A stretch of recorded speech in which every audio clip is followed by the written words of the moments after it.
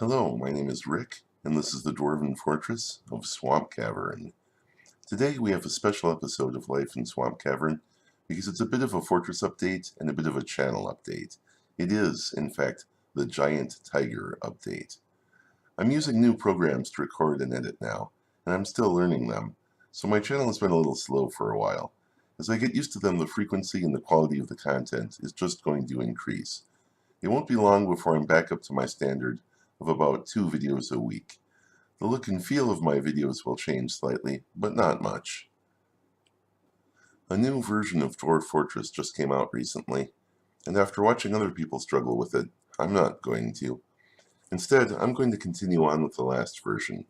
I have my trade tutorial series planned out and my Kaiju World series to do, and I'm going to set them in the last version because I'm waiting for the new one to get patched a bit and be stable and reliable before I switch to it. In this video, I'm going to talk about what's been happening in Swampcavern lately. It's a few years later in their world than you've seen in the videos. Ever since I saw some in one of my earlier forts, I've been trying to get giant tigers, partly for fun, partly because they can be trained for war. I tried in my last several forts, but never got any. I was picking places specifically because it might have them, hot regions, usually swamps, that had high savagery. Swampcavern finally got a breeding pair of them, in fact, an entire family now. Since it was something I had been trying to do for a year and a half or so, it was not surprisingly satisfying to finally get them. But to do anything with them, it takes years in-game for giant tiger kittens to grow up. I've been trying to advance time in Swampcavern as quickly as possible. So everything I've been doing for years of their time has been to make the game run faster. I caught my guys dancing again, so you can look forward to a new video about that coming up pretty soon.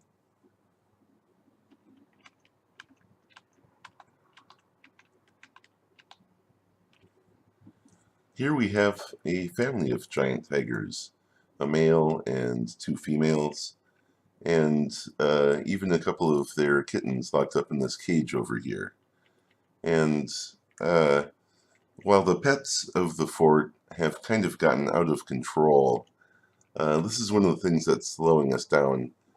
I just haven't had the heart to do anything with these ocelot kittens that we were training up previously as the next best available thing to giant tigers.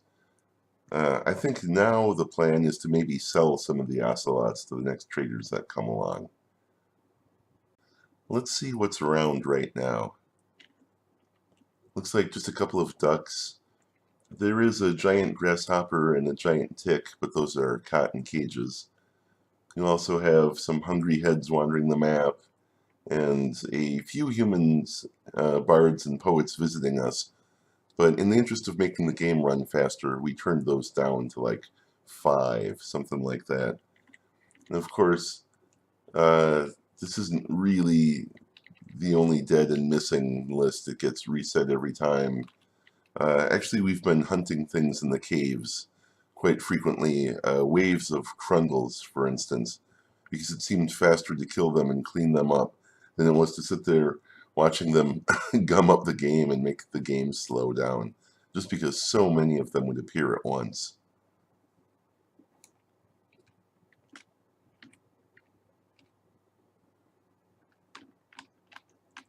So here we are on the surface, and we've been doing a number of things here. For one, we've completely floored over these lakes so that every time it rains, the little numbers don't waste calculating time running around, duplicating the surface of water being struck by rain, and then wandering back and forth for months, even after the rain stops. Have you ever wondered what those statues on top of Swampcavern are? They're almost entirely dwarves. I told the dudes to make whatever statues they wanted to, and they liked statues of the founding of Swampcavern. They liked a statue of a dwarf, or 2 dwarves, or 3 dwarves. So that's what most of these are.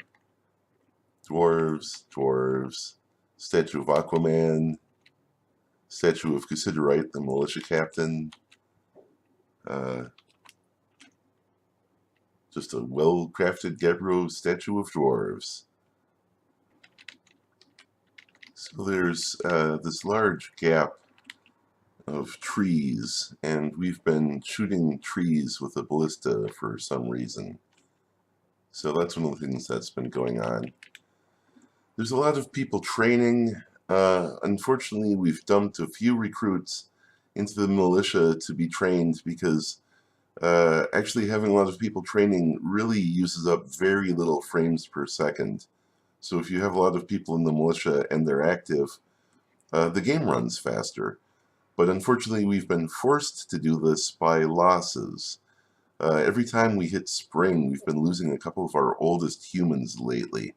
And it was fine when it was just a couple of poets and dancers and singers and scholars, because we have those in abundance. But we've lost a few of our best crossbow guys lately because they were old humans and they just couldn't survive the spring death check. So we have a few recruits in there, and the problem isn't that they're impossible to replace, the problem is that they're slow to replace. So we're still working on training people up. And one of the ways we're doing that is we're using the crossbow training area quite a bit. And we're obviously getting set up for that. So we have a hungry head, and a Monera, and a troll, and a helmet snake, and a giant rat, just sitting there getting ready to be unleashed so that some crossbow guys can get some training in by shooting at them. Let's see, what else has been going on lately? Well, there was the siege we had where the giant cave spiders fought with the goblins, so there's some videos for you to look forward to. That was quite exciting, actually. They did a surprisingly good job. It turns out when you mass giant cave spiders, they actually do something. We're still working on cleaning up some messes.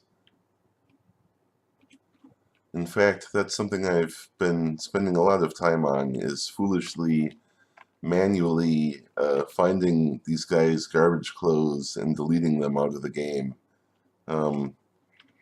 I used to delete things, say like too many corpses over here using a bridge for an atom smasher, but that was so efficient making guys run back and forth carrying crap.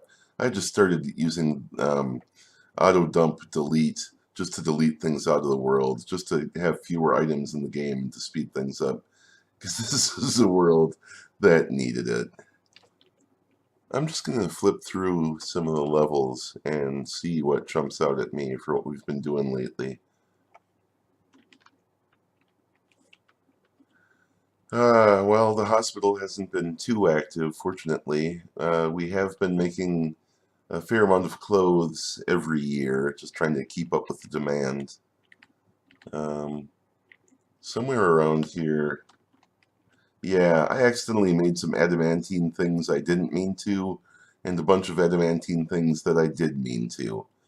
A masterfully crafted spiked adamantine ball is worth almost 500,000 dwarf bucks by itself, and I've been trading those off to get giant tigers and giant animals in order to encourage them to do more. Here we can see the waterfall falling through bedrooms and the windows in dwarves' individual bedrooms looking out onto the mushroom room. Stockpiles for bolts. We've been making a lot of bolts and using them in training exercises and fights. Let's see. Oh, these dwarves are so messy. Where do they get this from? As you can see, these dwarves' bedrooms are all built to a certain standard. Many of them have their own personal statue. Again, these guys really don't have much imagination. I let them make whatever they wanted, and they mostly made dwarves. Seriously.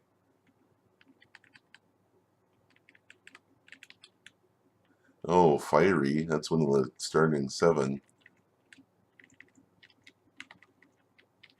Snappy, Snappy the dwarf, Cabalinks, Cronenberg. Oh, there's a wonderful dwarf for you. The mushrooms. The mushrooms are growing up big and tall. I'm quite pleased with that. How long does it take for mushrooms to grow? Well, 20 years or more, apparently, because some of these things are only just starting to fill up the space that they have available to them. Let's see, what else has been going on? Yeah, we have way too much stuff. I know. I won't ever do it again. Oh, here's the thing. My art project's gone all wrong. This is what happens when you switch between versions of Dwarf Fortress. Yeah, I get it. I can turn this off using the controls. The whole point in here is that, this isn't right. We made a bunch more statues, and I've been slowly placing them, and some of them are actually funny or interesting. Statue of Suits, the clothier, probably making some amazing item. Nope, killing a goblin. Yeah, cool.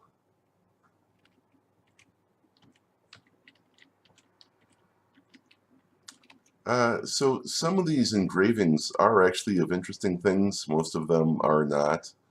I'll talk more about them in some other video. This is more of a catch up on what's been going on thing. A lot of people at the temple, because these guys all have a bunch of time on their hands. That's part of why they're dancing. Peacock hanging out in the dwarf meeting room. Oh, the library. We've actually been writing books lately, but most of these people are goofing off. Almost all of these people. Well, that one's discussing rainfall. No job, no job, no job, no job. Somewhere in here there is a Aquaman that's actually doing something. He's discussing rainfall. Because we have kind of run out of tasks for a while, there's a lot of people in the tavern, there's a lot of people in the other tavern. In an attempt to speed things up, I did a little engineering project. I turned off the waterfall and I built this wall here so that the water wouldn't dry up along the way and cause additional calculations, so that it would uh, build up a little bit here and then run out over here, and not, because the water was running out to 1 or 2 and evaporating, and I think that was taking up a little more calculations. Here's the surprising thing. This waterfall really isn't slowing down the world very much, despite the fact that it falls through all these different levels, through bedrooms where dwarves see it and stuff. Apparently, if your waterfall is short and direct, it really doesn't hurt your FPS very, very much. It's the ones where you completely reroute a water system through your entire fortress and then off the map 7 different ways. Those are the ones that hurt your FPS, I'm pretty sure. It looks a little scary, like it's backing up here, but it's actually not, and there is safety precautions. If the waterfall ever flowed, first it would have to fill up this entire level first, and then it would overflow kind of this basin area first before it did anything else. And hopefully I would notice. We've been working on the coffin area, just because it seems like a wise precaution, and also because we've been losing people left and right lately. We had a few injuries and deaths from creatures in the caves. We had the whole people dying of old age thing I was telling you about. I had a bunch of coffins just sitting around anyways, so filled out the area for the pet cemetery, put in a few more precautionary coffins, because they're going to be necessary sooner or later. Here's what's been going on at the forge area. Still a few people doing stuff. We made a little bit of iron, some batches of things. We've been making steady batches of bolts on and off. We have been ordering up the occasional bits of adamantine, but we're almost out of that. And so I'm kind of saving whatever adamantine I have left for strange moods now, basically. We do have several complete sets of armor of the stuff and some helmets and all the weapons we're ever going to need. And we've actually reached the point where some of our masterfully made steel armor is starting to wear out. So I may have to start melting armor and making new armor, or just making new armor. Here's this screen if you're interested in the wealth of Swampcavern. Since Swampcavern was founded on a literal mountain of adamantine, it's easily the most expensive fort I've ever made. And also the endless supply of giant thief spider silk in the caves has given us a ridiculous amount of clothes and cloth and thread, and I made us stock up on way too much food and drink. I know, I'll never do it again, but it was for role-playing purposes. In case we ever were sieged for years and years, I wanted a big stockpile that we could live off of. And eventually, not only did I stop buying food or making it in any way, I tried to just have us live off of what we had, but I literally couldn't help myself and traded for it and, did some other stuff along the way sometimes. This game would run faster if I deleted some of those 2,000 logs or 8,000 stones in this game. 83 codices. That's kind of nuts.